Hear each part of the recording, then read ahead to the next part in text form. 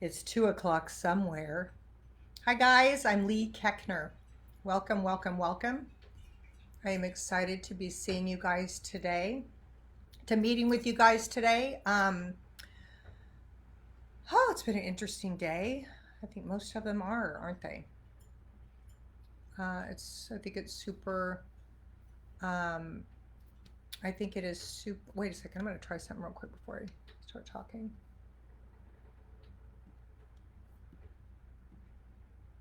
Okay. Um, so hi, Julian. It's so nice to see you. You are such an amazing person and such a loyal and incredible person to have part of my tribe. I so appreciate you. Welcome. Um, I would like to just ask, I think there's a few other people on, but all I can see right now is sweet Julian. So hello, welcome you guys who are joining. Um, Before we really get started, I would like to ask if you could just send loving light to Norma Barton. She's older and she fell today and she is in the emergency room right now. We're kind of waiting to hear what happened to her body during her fall. So if you would just send her healing love and light, Norma Barton, right now, I would so appreciate it. Hi, Randy. Hi, Kayanjari. I know your name's Jeremiah, but I like to try and say your real name. I'm not so great at it, but I'm so happy you're here. I'm always interested to know what time it is where you are because you're tuning in, I think, the furthest away, all the way around the globe. I'm always tickled to have you here, and I appreciate you so much. Um, all right. I typed up a lot, so I'm going to be reading a little bit today. Um, Let me get started. Okay, here's page one. All right. Hi, I'm Lee Keckner. Today is number 3 of my 30-minute series, Exploring. It's called Explore. This is my Explore series. And first we explored our thoughts, and the next one we explored our childhoods. And today we are exploring our bodies, and in ways that you don't imagine. But all of them are great. After this is the Mac Daddy. So I did these 3 little ones building up to my 33 day. We meet every day at the same time for 33 days. It's a it's a private Facebook tribe, and I have done these 33 series in the past. And the people who come together, a lot of them are on this right now. Jeremiah and Randy and Julie, and usually Tammy. She might be on here. I can't see her yet. Oh, hi, Elizabeth Morales. Hi, Julian. Oh, how what? And Stephanie and Belle. So anyway, all of these guys have done my 33 groups in the past. And what is super cool about it is it's interactive.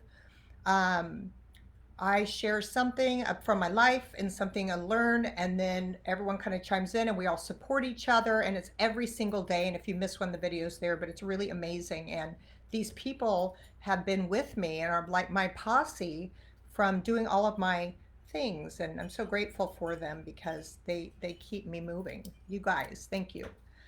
So anyway, if you want to get on the wait list for my 33 day, every day, it starts August 30th. Um, you can do it in the link that is right here. You can hold your spot on the wait list. And if you'd like to check out one of my previous 33-day series to see what the heck I'm talking about, I show some of the videos on my website, and the link is also here on this thread. So you can click that link after we're done and take a look at my other 33-day programs I've offered. And this one is Explore Your Life Reimagined. And it's really freaking amazing when we allow ourselves to explore our lives with a childlike curiosity. It's not like we're like, oh no, what do I have to deal with now? What do I have to go to therapy about now? No, hell no. It's fresh and childlike. It's playful. We look at things, we're like, holy hell, what is this thought that I've been holding that's eating me alive and doing no good for the world? And it's not affecting the other person I'm pissed at. I'm just standing here burning, holding a burning coal. And we can start finding those and setting them down or reframing them or releasing them forever, that we don't have to hold on to stuff. If we do, that's just a choice. So it's really exploring our lives. It's freaking magical, and I'm having a blast doing it. All right, so grab a paper and a pen because I want you to be able to write down the aha moments that are going to drop in your lap during these 30 minutes together. And like I like to start everything, I would like to start with 3 grounding breaths because I do think that we have so much going on in our lives. And if you jump right in and you're busy, you just this, you have to do something after, then you're missing like this kind of sacred time for you to soak up something that you showed up to receive. So if you would uncross your legs, put your feet on the ground. You want to sit up straight, not too straight that you're rigid, but kind of where your butt's grounded and your chin's tucked a little bit so your spine is like a lightning rod from the earth to the stars, to the cosmos. And just take a minute to feel your butt in your chair or couch or floor or bed, wherever you're sitting. That just feel how you are perfectly held exactly where you are without having to do a damn thing. That this invisible force just cradles you perfectly on the planet. Taking a second to be in gratitude for that. And just before we take breaths together, just take a moment to maybe hear the noises that you hear in your room or downstairs or next door or out your window. Just become present with what's happening in the here and now. And as you breathe on your own, just breathe in through your nose and feel how the air is cool when it goes in, and when you exhale out of your nose, your body naturally warms it out, warms it up and sets it out to do good. Okay.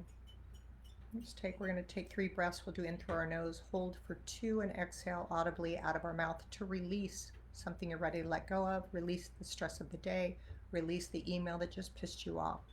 So we can just be present, because this is the only time life is happening.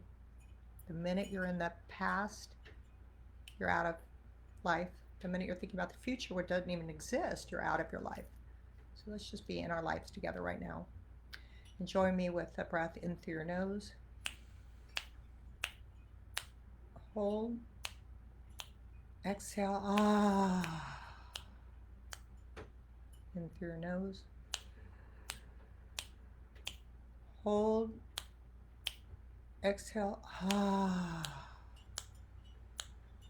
And our final breath. Let me really hear you exhale. Hold. Exhale. Fantastic. Thank you so much. That just gets me grounded. And I love being grounded because usually I'm flitting all over the place. So my intention today is to kind of get out of my humanness, to move aside and let the beautiful information that God has in store, or maybe God knows exactly what you showed up to hear about your body. Our bodies are freaking incredible. Our bodies are one of our biggest allies. Our bodies speak to us each and every day. Do you know that? I didn't know that in the past. Do you know that your body speaks to you? And when you get quiet and you check in with your body, you can start hearing what it's saying. And you know why this is so important? Because if you don't, if something's going on in your body, like I feel weird, or I'm getting this weird neck pain, or I'm, God, my shoulder freaking hurts, but I'm going to keep going. I'm going to keep going, right? Actually, those things are showing up to tell you something. And what we're going to kind of explore today is being in a new way with your body, a new way to communicate, to learn from it, to take care of it. Because this is, I always say, I'm a bright light temporarily housed in this earth suit. This is temporary stuff right here. It doesn't last. Mine is actually shriveling a lot, showing me that I'm over halfway through my journey. I'm like, oh, holy hell, I got a lot to do and a lot to have fun with and enjoy and experience and have pleasure and just everything. I can't even get enough of life. But just realize that this is our earth suit. It's temporary. It's like this beautiful vessel we have been given to shove our soul into to experience humanness. So this is kind of our boat, our ship, our vessel, our car. So our soul can experience what it is like to be human and to learn and feel and heal and grow and help and evolve for our soul's evolution. So anyway, honoring our body and having a new relationship with it, which I do every day. I try something new, or I learn something new about my body, and it's incredible. Your body is here to serve you. How are you treating your faithful servant? You have one vessel to experience this giant classroom and playground on earth. You get one earth suit to experience your humanness. Sometimes when I go rogue from my notes, I repeat myself. We're here on the planet to experience bliss and pleasure in all aspects of our lives. We're going to be covering some of those today. Our bodies give us clues what is pleasurable, what is healthy for us, and what's not. And when we listen, we can alleviate the stuff that's not. We'll also be talking about what stresses us and what brings us joy and what brings us pleasure.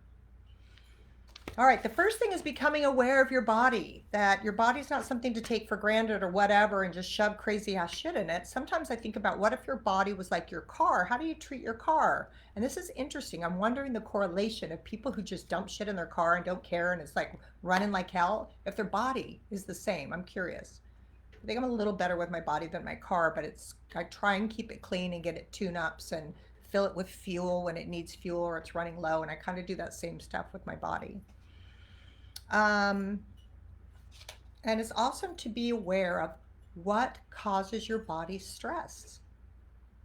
What causes tension in your body? Now, this was huge for me during my divorce process because when we started mediation, David and I were not at all getting along very well, and we were both angry and hurt. We're angry, but under anger is hurt, and under hurt is love. So we were not back to love yet. But I remembered every time I went into the mediation room, my whole body hurt. I was so tense and so, I'm going to try and stand my ground. I don't even know what the hell my ground is. I mean, it was just insanity. And I remember coming out of the mediations like depleted, like I needed to get, it could be 4 p.m. I needed to get in bed and sleep for the rest of the night because it was took such a freaking toll. And I do it again and again. And then finally I was like, okay, I gotta check in here. What in the hell am I doing? Why am I feeling so depleted after the mediation? And I realized that I was holding angry thoughts and I was holding angry emotions, and that causes anger and stress and tension in our body. So I was like, how can I flip this? How can I flip my anger back to love so I can be more loving with myself and I can show up in a more loving way? Because when you show up in anything like this, it's going nowhere. You're going to get a lot of the same, which is this. And it sucks and it hurts everyone's body. So I was able to make a shift back to love during my divorce process, and really it was love with myself first. Holy hell, this has been trying on me. I need to take care of myself. I need to slow down. And when I did, and remembered who I truly was, which is this beautiful bright light temporarily experiencing humanity, that this was just a part of my story and a part of my learning, and that this was the same for David. He's a great guy, and whatever happened between us had to happen because our relationship ran its course. And I started to flip my thinking and my anger and my judgment and my blame, and my body felt better. And I walked in happier into mediation, knowing this is supposed to be happening. Fighting it is only hurting what's organically happening in life. So I just showed up and I was happier, and no matter how Dave showed up, I remembered the guy I fell in love with. I remembered his heart and his soul and his little boy. And I was just like, I would just go there with my thoughts so I could maintain that. But then I would kind of put up boundaries with what I was dealing with. So how we show up and the thoughts that we hold directly affect our body. And our bodies are amazing, amazing, miraculous machines that can heal itself, that can do things that we never imagine when we're put into a situation, that we become stronger and bigger and more powerful when we need it. This body is freaking amazing. And so I want to spend a little time with our bodies right now and getting to know it in a new way. Because when you connect with it, when you feel what's going on with it, and when you, like, literally, I would be like, and I have to say this happened as well towards the end of my divorce. Before we started the divorce, I was trying so hard to keep everyone together and keep my family together and do this kind of, which is out of line with why God has us here, right? We're supposed to flow with grace and ease. When we fight life, we're causing suffering for ourselves. So I remember my shoulder, and I'm like a big weightlifter and I had done nothing crazy. My shoulder rotator cuff hurt so bad that in the car I couldn't pass. I'd forget and I grab a Kleenex and I go to throw it back and I go, oh my God, like it hurts so bad. And I go to my doctor, she sends me to orthopedic surgeon. He said, you have 2 tears in your rotator cuff. How did you get them? And literally I was like, I have no idea. But then when I thought about it from a spiritual perspective, that when our body is out of whack, when our body is in dis-ease, it manifests somewhere. So if your body's in dis-ease, that means a bunch of things are pinging around and a little crazy and tension and stress and this, and they start to kind of find each other, and then they clump together, and it could make a tear in your rotator cuff. It could cause heart problems or a heart attack. It could cause a mass, which could be cancerous. It could blow out your knee or your back. You know, when people are like get stressed out, their back goes out and they're just laid up for weeks, hoping it gets better. So all of these things are little signs saying something's going on. Slow down. I need you to look at me. I need you to listen to me. I need you to hear what I'm here to tell you. But when we just keep plowing through, we're going to get knocked on our ass and then have to deal with something way bigger. So I remember there's a thing called Gestalt that I learned when I got my master's in spiritual psychology, and it is this therapist who would have his patients sit in a chair and talk to whatever they were dealing with, and then they would get up and switch and become the kind of problem and talk back. So it was a one person conversation with whatever was ailing them or stressing them out. So I gestalted with my shoulder, and it's funny because things sound really silly, and when they do, that means you're on to dynamite. I mean, you're on to something amazing. Because if you're in your comfort zone, you do the same stuff every day. Are you growing? Are you healthier? Are you happier? Are you more abundant? No. Outside of our comfort zone, in the unknown zone is where life happens and where magic happens and where God can really bless us with the abundance that's waiting. So anyway, I like to always be outside of my comfort zone in the unknown zone. So I just remembered doing the Gestalt method that I remember that I learned, and I came home and I closed my eyes and I asked my shoulder if it was open to talking to me, because I wanted to take care of it and I knew I'd neglected it, and it's important to me. It's an important part of my car. It's an important part of my earth suit, and it deserves attention like any other part of my body. So it said yes, and I put a chair across from me and I just looked at it and I pretended I could see like my sore shoulder sitting really low in the chair, and I was like, you have really been giving me a hard time, and it kind of was bad. Now it's really bad. What are you here to teach me? And I closed my eyes. Oh, no, I didn't. I got up and sat in the seat and I listened, and my shoulder said, what in the hell are you doing? Why are you putting me through the ringer? I've been trying to get your attention. You're beating the hell out of me. And it was just this conversation with this feisty little thing that I believe is the voice of what this thing is trying to tell me. And then I got in the thing and I said, oh my gosh, I had no idea. I was paying attention to so many other things. I did neglect you, and I'm so sorry. What do you need from me? Like, how can we work together? And I go back and it says, slow down. Let go and slow down. Be gentle with me. Be gentle with yourself. Like, you're running a lot of parts of your body crazy, and we just need to breathe and be okay for a minute. Can you slow down? Okay, so that all just came up because I had no judgment. I didn't think it was stupid, and I'm really way available to the unseen side of life, to gravity and to love and to air, like all the things we can't see that are so amazing, and the golden thread that connects all of us. So anyway, I just let that, and I got that beautiful message. And when I went to the chiropractor, when I went to the orthopedic surgeon, he said to me, you have two choices. You can try physical therapy or you can do surgery. If the physical therapy doesn't work, you're going to do surgery. And I said, oh, I'm so grateful for the physical therapy. I'm going to be completely healed from it. And I did it, I think, 6 months, 3 times a week. And I built up the muscles around the injury so well that I can now not play tennis, but I have full motion and I can exercise and do weights and all of these great things. Why? Because I didn't keep plowing through. Why? Because I listened to what it was trying to tell me. Why? Because I made a game plan to check in and take care of it. So that is how important our body is. And the only thing keeping us from complete health, like an abundant body, is our thoughts that we hold. That's it. And I have a little example of this. The other day, Eve went to a rock climb. She's in some camp, and they go on the bus to different places every day. And the other day, she went to a rock climbing place last week. And she said, I hated it. It was horrible. I'm like, why? And she said, because I don't have upper body strength, because I can't pull myself up like that and hold on. And everybody else went and hit the bell, and they got to go to the next one, and they wouldn't let me go on the next one because I couldn't finish that one. It was horrible. And I was like, acknowledge how she was feeling. Like, gosh, dang it, that would feel horrible to watch other people go. And that would feel, I get that.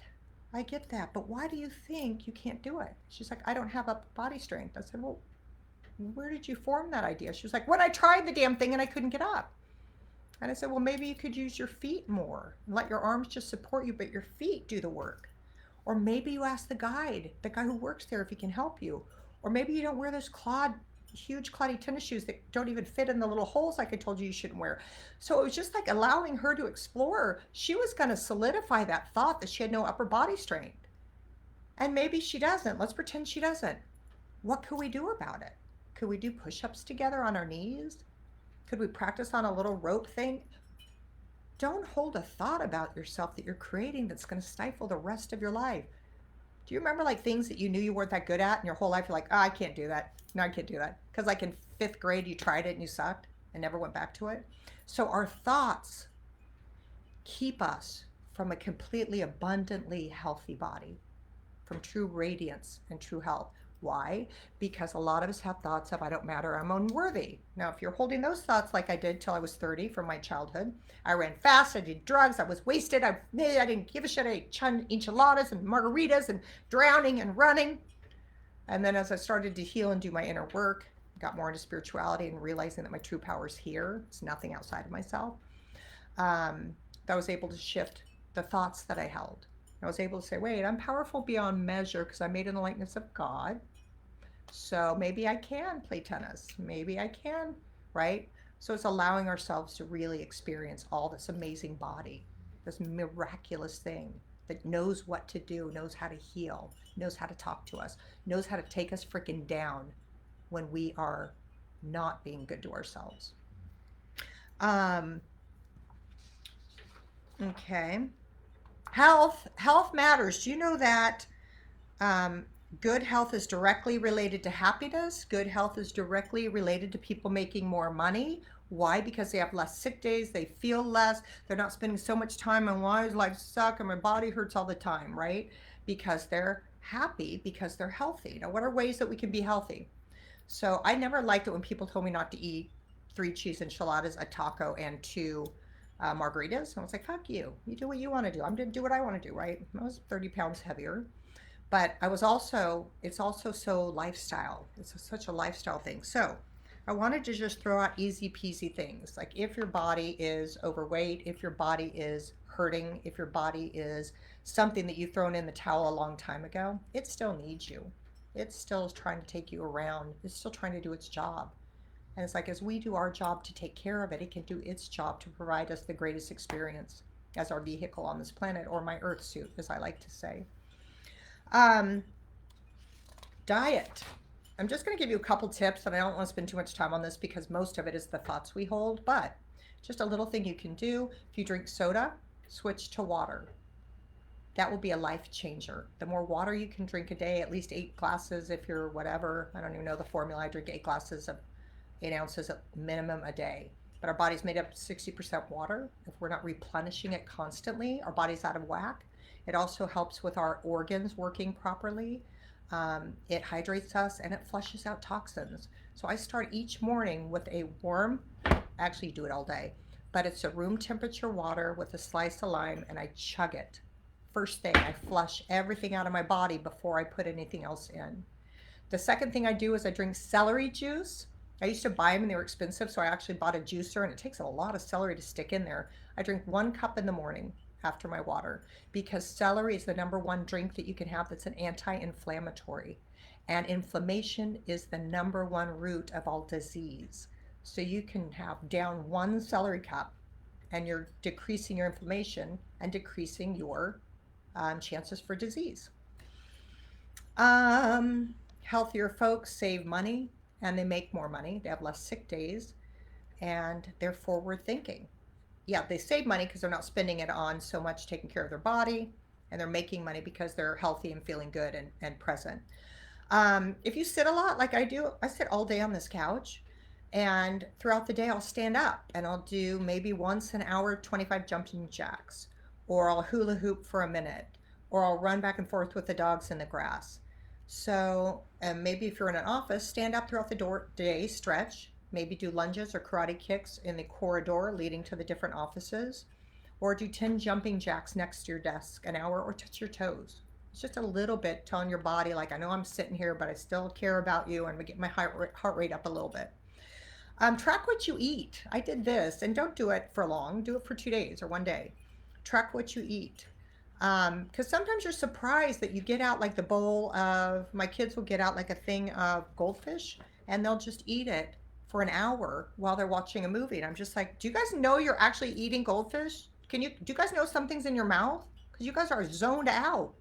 And I think eating is great too. My kids don't listen to me, but off devices, when they sit down and they eat and they're watching their thing, they're not experiencing the food. They're not in gratitude for it. They're not in gratitude for all the hands it took to get it there, which boosts your immune system. Gratitude is like the number one way to elevate your energy level and your life.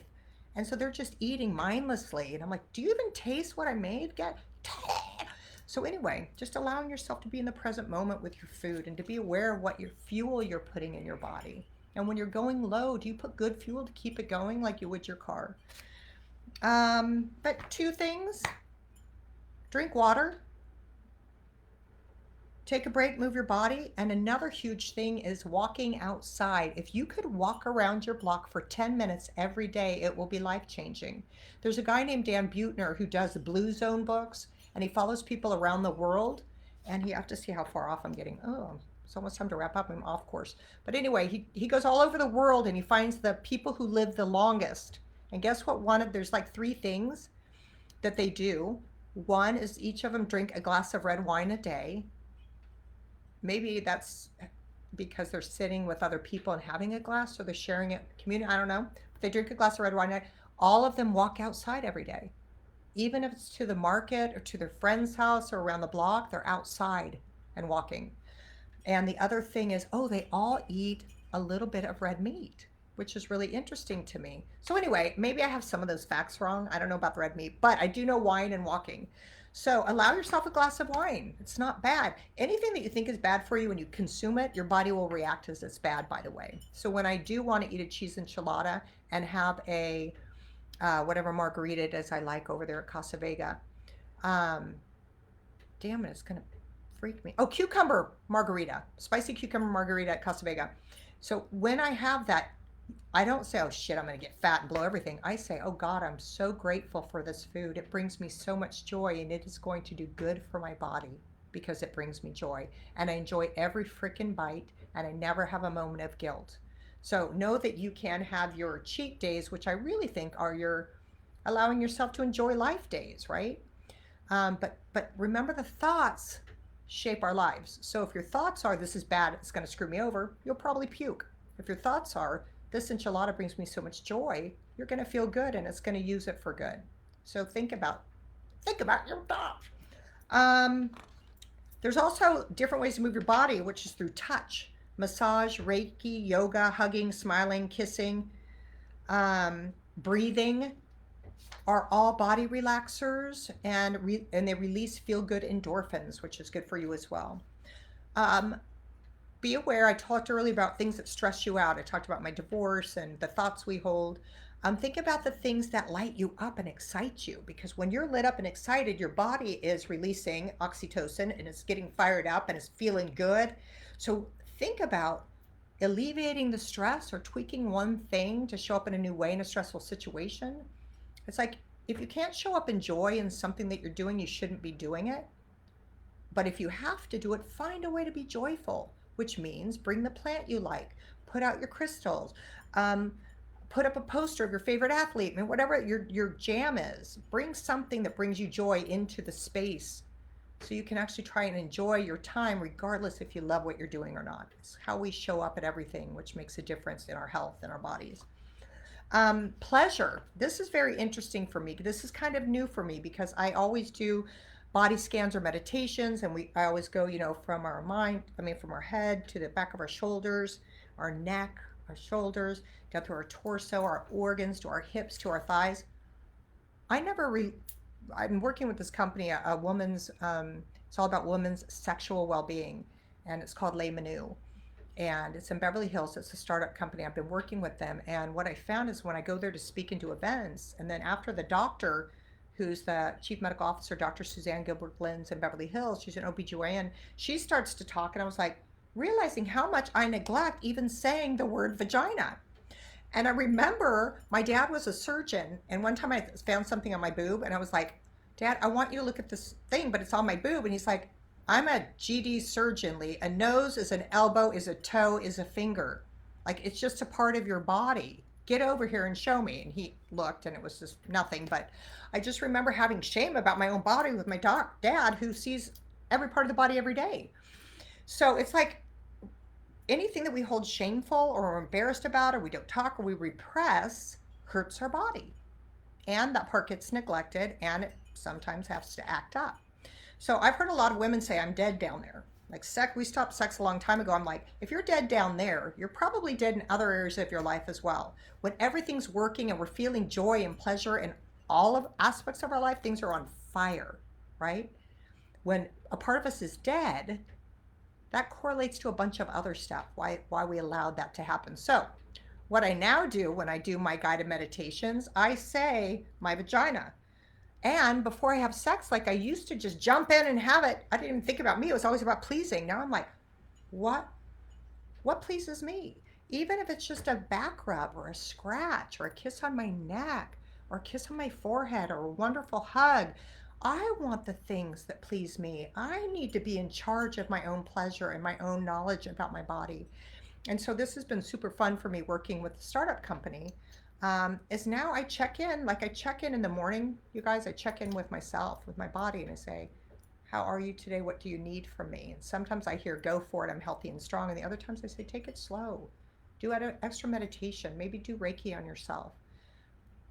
You know, so my body is part of my routine. It's not just something I use and whatever. I don't know what the hell's going on with it. That's such bullshit. That means that you're being that way in other areas of your life. So really realizing this shit is good. And the more I take care of it, the more I eat healthier, and the more I'm happier, and the more my skin glows, and the better my exercise routines are. And I've seen muscles in my body that I haven't seen because it's been covered by enchiladas for the last 30 years. I'm like, holy hell, I can see that I've been working out. I couldn't see any of this before, but I did the same workout. So it's incredible when we allow our mind to let our body be what it is, a miraculous machine here only to protect us and keep us healthy and keep us moving forward. But we pollute it with our thoughts, which in turn means food and, you know, all that stuff.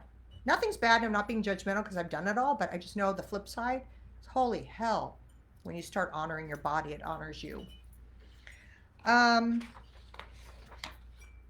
So that's it. The sexual thing is, now as I check in with my body, as I check in with a pain or an injury, I check in with my vagina. Even if it's in my head quietly before I have any sort of sexual relations, I think like, are you good? Are you excited? Are you what do you need? So I can voice it to the person that I'm experiencing this intimate moment with, instead of just grimacing or hoping for the best. No, hell no. I'm claiming all of me. And I just think it's so funny with women that's what makes us women and gives life and houses the only thing on our bodies that's created only for pleasure. Our clitoris. It's the only thing on our body. Other thing we can get pleasure, but it's only created for pleasure, and we don't talk about it.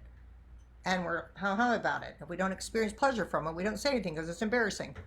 It's a nose, it's an elbow, it's a toe, like my dad told me. So having freedom with your body, to explore it, to have fun, to get rid of what hurts and is heavy, to bring in more of what is exciting and what you love. It's really magical. Like right now I'm getting goosebumps, which I never get, but it's been such an honor to be grateful for my body and no longer take it for granted, and to do good for it, because then it does real good for me.